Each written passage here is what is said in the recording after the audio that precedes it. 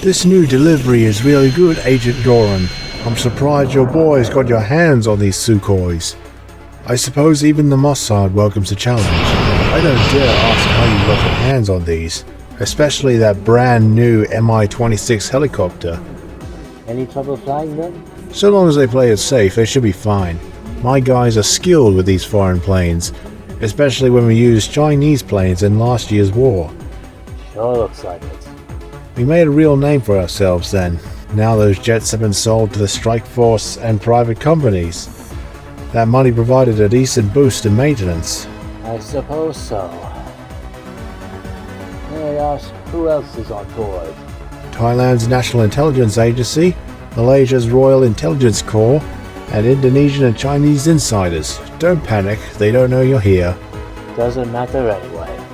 Currently, our Ouroboros collection includes a fighter, 2 attackers, and thanks to you, these Sukhois. Yes, the Papua New Guineans have been investing heavily with us. We've been supplying them with Kafir fighters and Python missiles. But we'll see how it plays out. Meantime, I will make sure that you get what you want for sneaking in and delivering justice to Ouroboros and their Indonesian collaborators. I wish you luck.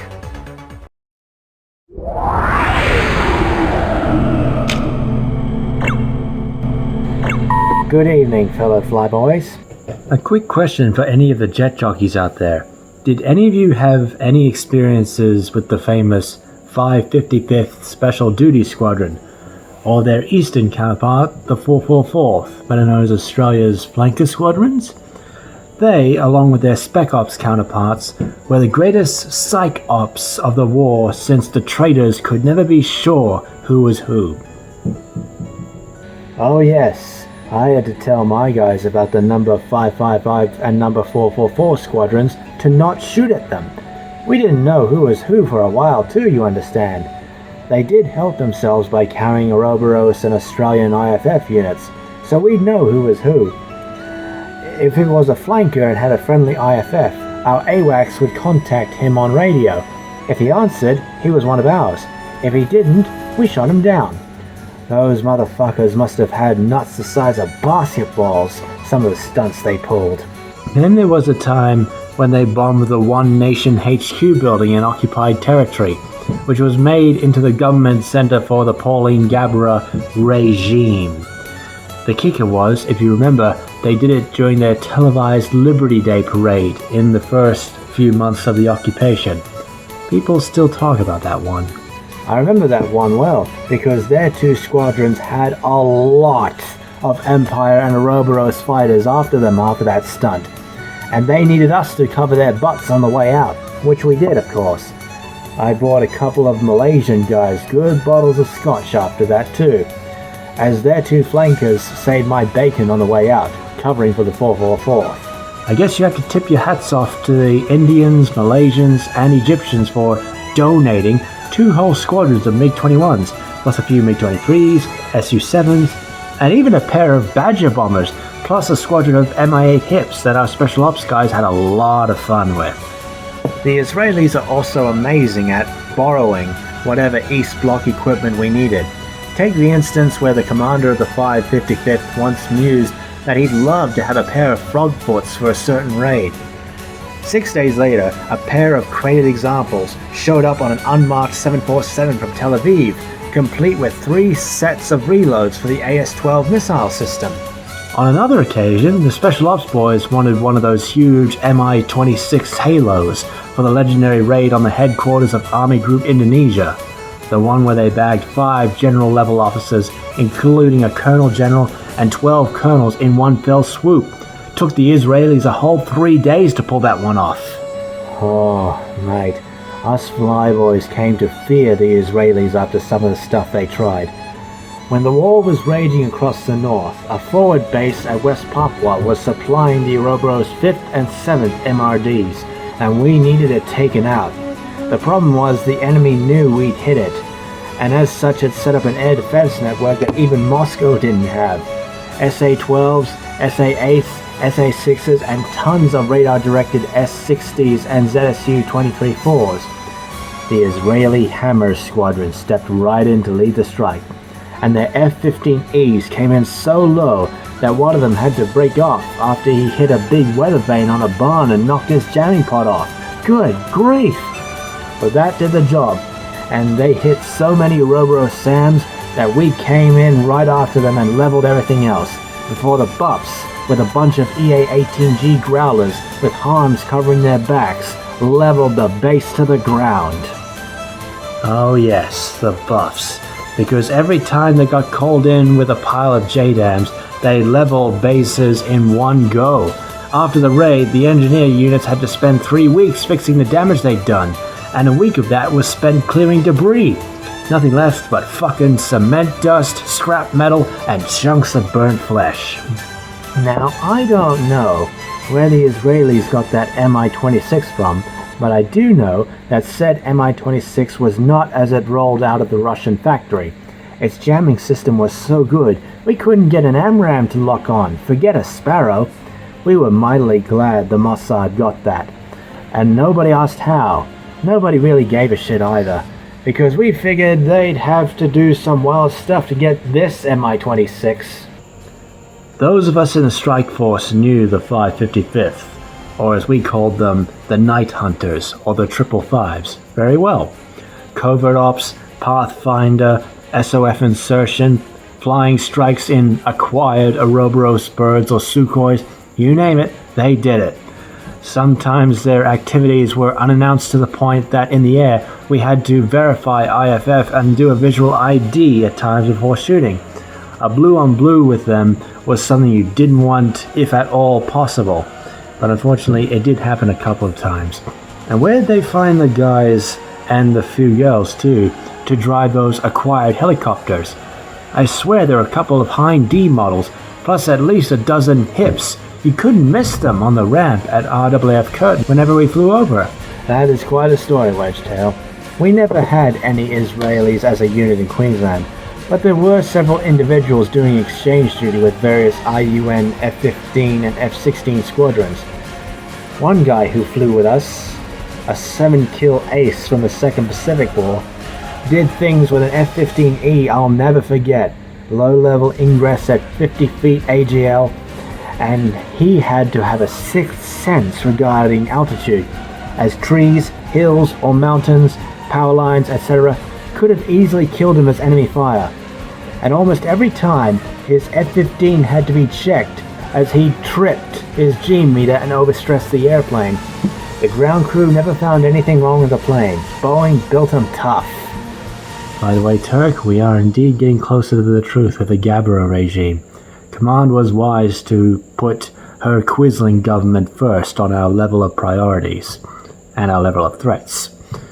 Don't worry, Wedgetail. We'll get him.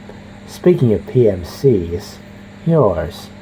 I hear that Commander Langham is drawing in quite a bit of a crowd.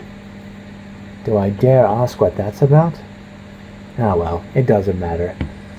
I'm sure that with someone with a heart like his and a position like his, he'll probably do everything he can to get us out of the Dark Ages, like most of them do.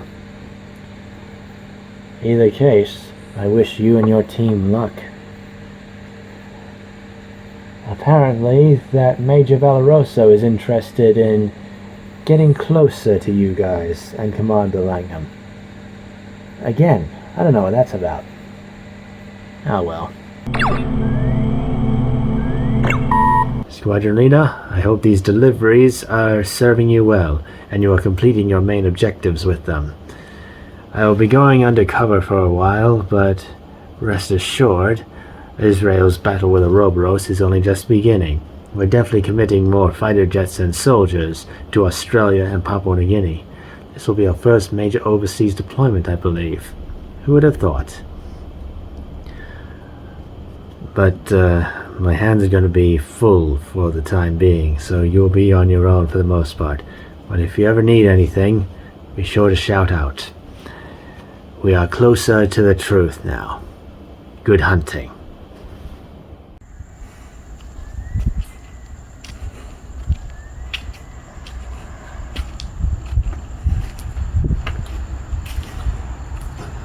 This luxurious life will make you soft. You get soft. The battlefield will shit you out dead with zero warning. Oh my god. Pleasure to see you again. Pulled your file, Major. Papua New Guinea in the Iron War. That's a hell of a way to start a career. Then again, it impressed High Command well enough to put you in the Star Ravens. Somebody like you's got a lot of heart showing up in this neighborhood, my dear. Did you figure it was just another hellhole? So I'm just gonna go for it. Lately I feel like I've been really, really quiet on here. I haven't been sharing as often. Well, I was a squadron leader like you myself. A few years ahead of you. Well, maybe a lot more than a few. One tour in Northern Ireland, not a scratch. Then came the missions of 1997. A series of Black Ops from back in the day. And on the third day, it was a near-death experience for me within the cockpit. While my tour was over, I suppose I could have gone back to a peaceful life, lived the life of a wealthy man. But you know what? I kind of like this. Because this is where someone can really make a difference. One man or woman, they can definitely make any sort of difference. The current power play is in bad shape. It's a bad joke, basically. Gastrip, Silver, and Silver Sun Incorporated. All these corporations reigning supreme, even after that little war. But the chaos that has ensued after it has presented us with a unique opportunity, both timely as well as unique. You see, I hear that you've been eager to join the cabal of ours. Well, I say ours, but I'm usually a volunteer there, if you know what I mean. Yeah, you gotta get used to these code words, my lady. One, just kind of confused of how it works, and two, I'm like, what if I fuck up? What if I don't know what I'm saying? So you are interested in joining that band of ragtag scoundrels, basically. Yes, some of them may be noble-hearted, but there are proper mercenaries in there. So I can't guarantee that you'll fit in as well as you think you will. But if you are willing to challenge yourself, because after all, if it doesn't challenge you, it won't change you, then I welcome the opportunity. If you walk like one of their top buyers and quack like one, I suppose you will gain their trust in time. See, we're in the middle of an Oceania War right now, and men like me and women like you are trying their damnedest to ensure that good people come on top, because history is written by the victor. There's so much inside of us. There's so many dreams. There's so many visions. There's so many things that we want to do. And, you know, sometimes by not sharing your truth, not standing up for yourself and your beliefs and your visions and what you believe in so much, it's like, yeah, it's so powerful. Like, one thing at a time. Anyway, my plane is ready to go. I take care of my allies, Major. You keep doing what you're doing, and I will ensure that my forces do whatever they can to help you achieve your destiny. Even if it means joining the Cabal. yeah, I had to share that. See you around, kid. Ah, this is the place. Are you ready, my dear? And let's go. Let's see what we're getting into. The Cabal was essentially the council of mercenary lords that ruled various sectors of Oceania. Its memberships ranged from wealthy businessmen to private military contractor CEOs and even politicians. In spite of its shady characteristics, the Cabal's interests were indeed the safety and security of the people. The threat posed by the Ouroboros was increasing still, made worse by the intercorporate skirmishes. Oceania was now famous also Yanni facing signed the original the People's paperwork on Republic it. of China It used to be rising our with more sort. zeal after their defeat in the Second Pacific War. If Australia, New Zealand and the many island nations were forced to stand against, they would need powerful warriors to lead the way. However, some still had differing desires. The Cabal is diverse in its politics, views and practices. Many in the Cabal were the knights, warriors with noble causes, such as the defense of freedom or peace, philanthropists who were willing to use their platforms to help defend people against the Dark Ages.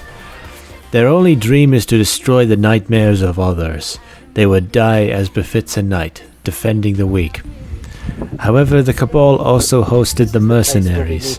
These people were lords that sought power. Though they claim to stay within legal boundaries, it's certain they have limited regard for moral boundaries. To them, the battle doesn't need a purpose. The battle is its own purpose. You don't ask why a plague spreads or a field burns. Don't ask why they fight. They would welcome almost any war, for they think this region needs one. But one thing that unites them is that they were of Oceania, and we were all facing threats from the Black Reach Eternal Stratocracy and its allies. All of the Cabal's members were born for a storm, and a calm does not suit them. Welcome to the Cabal, my darling. Langham.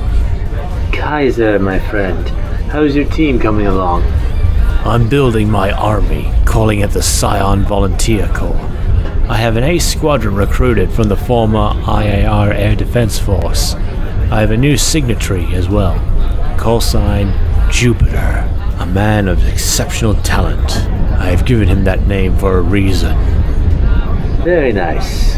Garuda and Sea Fury Squadron are still my signatories, and I still respect them as human beings and fellow soldiers, as opposed to other warlords around here. Commander Langham. My name is Bihan. I'm one of the main influences of Indonesia in this cabal. A pleasure to meet you. Was it a smart idea recruiting Miss Valanuva into our group? Very interesting, this woman. Once again, we have another New Zealander in the ring. I was not expecting that. Like, we have some people from Tonga and the Solomon Islands, but New Zealand, whoa. Anyway, it looks like the meeting is about to begin, and they always take us to such luxurious places. From here to Dubai, we always seem to meet over a gin sling. We will show them just how great we are. She was the one interested, Kaiser. She's the one who wishes to shine her spark. She used to have business in Guangzhou, Brisbane, Dubai, and Africa. Her parents were quite wealthy there. But she also wanted to make a difference. If she could achieve something for the greater good here, I'll support her. Then so will I. She's always welcome to our operations. Guangzhou, huh? Since we kicked the People's Republic to the ground, that Guangxi joint has become a technocracy. Its own faction in the split of China. Silver Sun reigns supreme there like it does in Shenyang.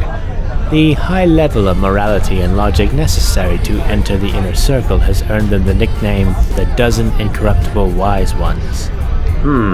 We can only hope that militants like the Dragon State and the People's Republic don't gain enough power for revenge. We must protect Australia from these monsters.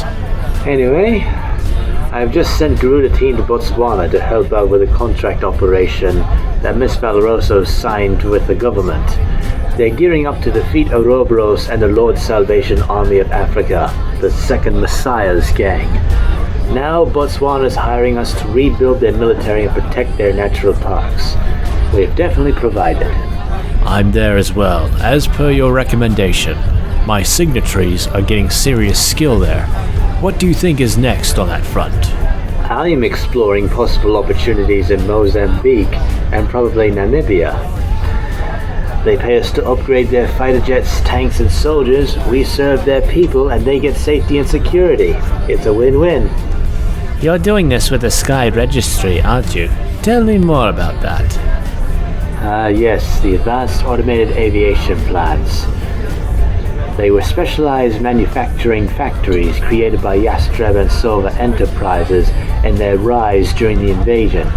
Each plant is capable of producing planes, avionics, and weaponry without human intervention, and can produce nearly every design ever made if given the right materials. These factories played an important role in the post-invasion world. They helped the boom of mercenary forces that rose to compensate for the global slashing of security forces. But terrorist groups also flourished and would often attack these plants to gain weapons for their causes. During the uprising of the so-called Struggle Federation, several of these Russian plants were seized by the group and used to arm their forces for battle against the World Alliance military and ISAF. Nowadays, all aircraft the facilities produced are placed on a market accessible only to us. That market expanded into second-hand aircraft too old for their original operators. In Botswana, 104 Squadron is able to buy these aging rust buckets from the market in Africa, the same one that spilled into Ouroboros's black market. Ouroboros. These cyber-terrorists, they must be stopped as soon as possible.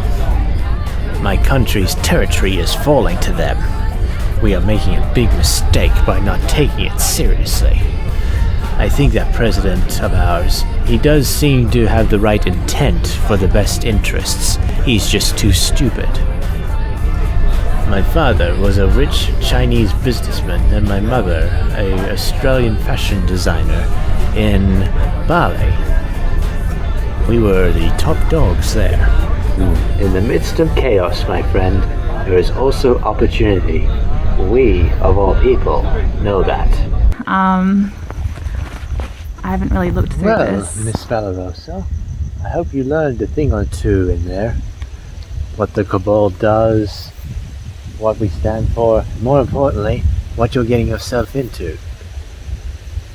Because while there are people like us, there are indeed those who put their own profits ahead of their own. It seems that their dream of turning Oceania into a state ruled by mercenary lords is starting to rise, for better or worse. Either way, let's hope that people like us start to get the big share of the pie.